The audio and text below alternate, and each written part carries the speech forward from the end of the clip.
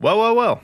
I'm about 14 hours into Gotham Knights. I haven't beaten it, and I've been swapping between playing on my computer and playing on the Steam Deck. And I've got some thoughts. Now, is it the dumpster fire, just complete garbage that everyone and their mother is making it out to be? Absolutely not. I think to be able to look at this game and just be like, it's complete trash, you've got to have some bias, or you're salty that you can only play it at 30 frames, which I understand. That would make me upset. But the game is not a complete throwaway. No way, not at all. But there are some things that really just rub you the wrong way. First, of course, the 30 frames on PS5, like that's garbage. That really is garbage. And now I'm hearing that it's because it's coded or made to fit the specs of the Xbox Series S, which is like the lower tier little digital console. And if that's the case, I don't know how to make games, but is there not a way to, when you're creating the game that'll run on PS5 to make it a little different? Like to have two versions? Is that not a thing? If you know the systems perform differently, or at least this one system, can you not like code it or have it run at slightly lower specs for that console? Is that not a thing? I don't know. Somebody who knows, tell me. Because I feel like that can be a thing. Maybe not. I don't know. Or it's just a lot of work and they didn't want to. I get your point. Let's leave it at that. Anyway, second, the fact that it kind of takes a while for you to unlock the ability to quickly traverse Gotham. Now, I'm talking Robin's teleport, Batgirl's like gliding, Nightwing's little Fortnite glider thing, and then Red Hood's, I don't even know what it's called, his little like invisible roof hop thing, whatever. It takes a little bit too long to unlock those. Just a little bit. It takes long enough to where you start to notice, because you'll start doing missions that are 14, 15, 1600 meters away. And you're like, oh, that's not too bad. So you hop on your bike and it's taken a while. And still, so you start, zip lining and grappling on buildings. Maybe that's quicker. And it's still taking a while. And it just, you can feel it as you're playing. You're like, okay, this, it's not great. Like Gotham is absolutely beautiful. It looks great. I love the fact that you can like run over like civilians if you're not careful. Like if you're just, cruising on your bike, oh, boom, you just ran someone over. Like the fact that there's civilians in this one, that's cool. But it just takes a little bit too long to get around. And even the bike. I made a short on this. But why does the bike have a dedicated wheelie button instead of a dedicated boost button? Now, if you haven't played Arkham Knight, the last Batman game, when you were in the Batmobile, you could kind of hover and like cruise around very slow like. You could hit the trigger and start driving very quickly. And then on top of that, you had a boost button. It made you feel like you were going really, really fast. Why doesn't your bike have that in Gotham Knights? It definitely should. It's little stuff that could make this game a lot better. And that's kind of what I'm noticing. Besides the whole 30 frame stuff, okay, fine. That's not even the game's fault. It's little things that all add up that just kind of like, really? Like, again, I have to grapple everywhere for just a bit too long. The bike just goes a bit too slow. The counter, or it's not even a counter, the dodge and the perfect dodge feelings, just you don't really feel that reward from it. When you counter somebody in the older Batman Arkham games. And the reason I keep comparing this is because these developers developed Arkham Origins, the third release? And so they had the combat down. They had the gameplay down. They had this system that worked and kept working. And despite, Origins having its mixed feelings in terms of whether it was good or not, it was one of the Arkham games. So it's just labeled as like, yeah, they're great. Combat's great. Story varies depending on which one, but like, it's a great game. They all are. So you had the system. That's why I keep comparing it, because they were the same developers. So they had that like formula there. And when you perform perfect dodges in this game, it just doesn't really feel significant. It doesn't feel like you accomplished anything, out of the norm. You don't get that like, that's right, I just countered 2 guys and hit them both in the face. It's just like, okay, I didn't take some damage, and now this other guy hit me. It doesn't have that instant reward system that the Arkham games had. And that was something that made combat really fun. When you were surrounded by 30 guys and you were just countering left and right, you felt unstoppable. Now, don't get me wrong. I've been primarily playing as Nightwing. I started off as Robin, been playing as Nightwing. Not a fan of Red Hood. He's big, he's slow, he's kind of a tank. Like, I want to feel acrobatic. Despite you not being able to play as Batman, it's still a Batman game. Kind of. And so I want to be quick. I want to be agile. I want to be jumping around. Batgirl's pretty good too. But I love Nightwing. I love the fact that he's doing like acrobatic movements. So they're true to the character. That is so cool when he does like a drop kick and then lands on his back and then flips back up. It's so cool to watch that. That's really fun. And I feel like that's one of the things that keeps me in the combat. But if I'm surrounded by, I don't know, maybe 7, 8 guys max, I'm constantly dodging. I'm barely getting a hit off because I feel just less powerful. And I get it, like, he's not Batman, so maybe that's by design. But it shouldn't be. Some things that, maybe comic accurate or character accurate, they're not as good as Batman. That doesn't necessarily translate well to gameplay, so you don't always have to like follow that. And so I feel like, again, it's little things that keep it from feeling really, really good. Even the stealth elements, it's very sneak around, take guys out silently. The AI are super dumb, which that's never been something that really bothered me. I know it bothers some people. They want AI to be smart and to be... Yeah, I want some difficulty.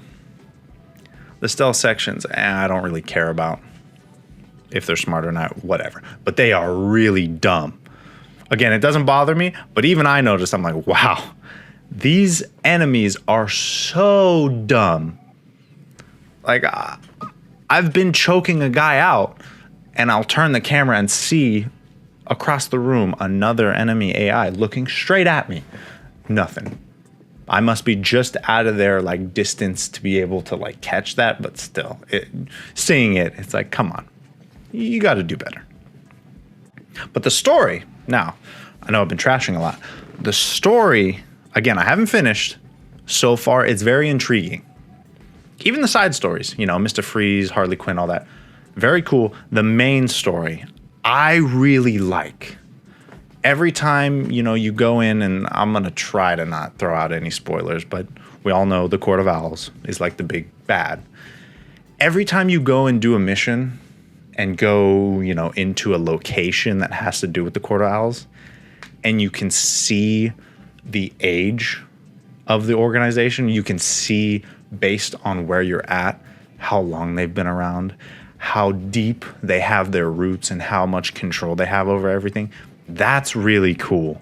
I always love, finding and researching and learning about, oh no, this whole thing has just been like a front. This is really what's been controlling Gotham. That's really cool. I really enjoy that. I love that. That's been really nice for me. And I mean, what can I say? It's a Batman game. So I'm trying not to be super biased. I love the Arkham games. I still go back and play them. But I'm not going to just shill and be like, oh, yes, DC, it's amazing. It's the best game of the year. I'm sure we're going to see a commercial that's going to be like, voted game of the year. It's like, no, it's not. No, it's definitely not. It's not game of the year material. It really isn't. It could have been, but it's not. And I don't think anybody's going to say that it is. But it's also not the worst thing in the world. We need to get that straight. It is not the worst thing in the world. But I can see how it turns a lot of people off. There were just some choices that they made when making the game that they just don't sit right.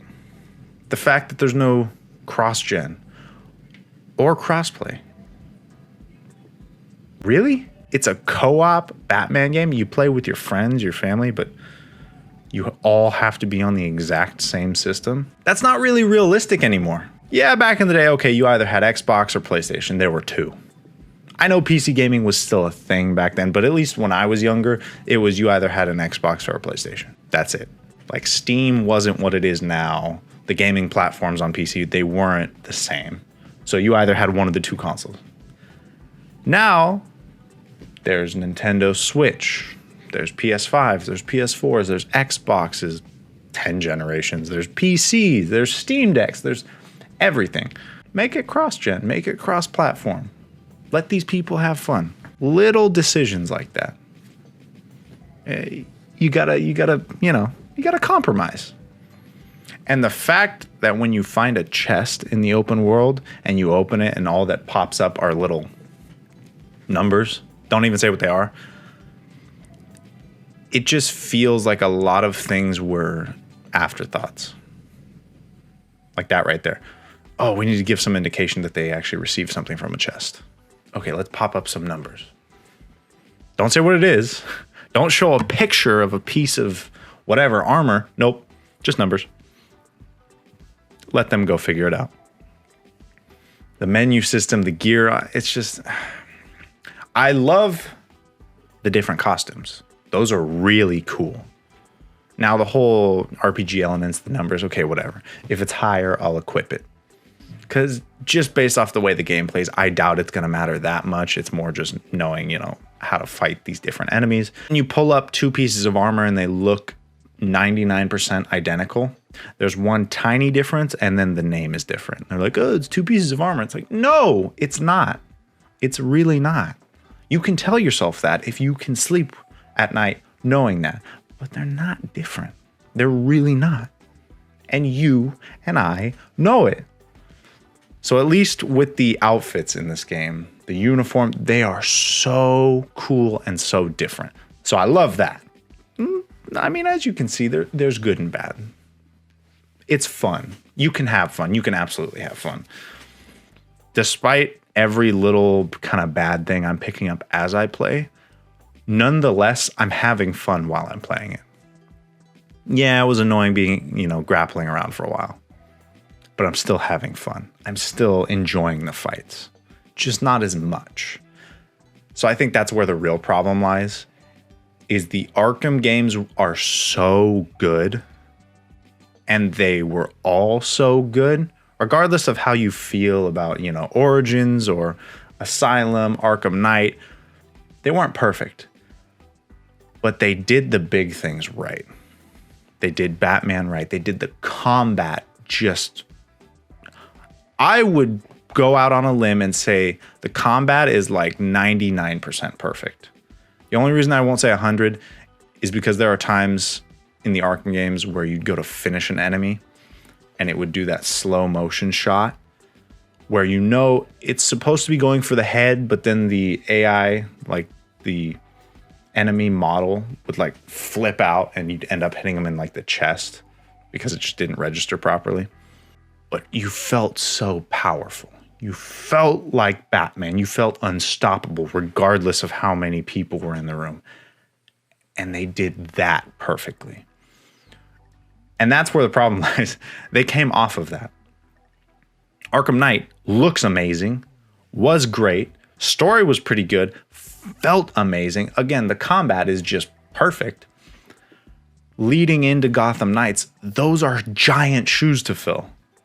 You are walking away from this combat system that is near perfect, that everybody loves, that makes you feel like the superhero you are. And now you're going to change it. I know they're not in the same universe, but you have that combat down. I guarantee you, if you threw Arkham's combat system into Gotham Knights, it would significantly improve the game. Like significantly. Yeah, people would still be mad about the 30 frames and everything else. But feeling powerful in a fight is what the whole hero genre is about. You want to feel like the hero you're playing as. And sometimes in this game, you don't. And that's really disappointing. But I'm sorry if this comes off as like a big ball of negativity and you're watching this video and you're just like, well, this is depressing. I didn't watch this. I wanted to hear something positive. I wanted something to encourage me to play it. I'm not going to tell you to do that because I don't like telling people what to do with their money. I would suggest, yes, if you're a Batman fan, if you're a DC fan, if you like the universe, if it looks enjoyable and you can get past the 30 frames on PS5 or these little problems that pop up, I think it's worth a try. Maybe you grab it from a friend, go over to somebody's house, try it out, see if you like it. Then, okay, cool. If you love it, buy it. Because like I said, the story's good. It has a lot of good to it. The little things just pile up. And then they become a bigger problem in the end. It's like, there were just a little bit too many of these for me to be able to confidently say, yes, this is a must-buy game of the year. It's not. I wish it was. I really do. It's a Batman game.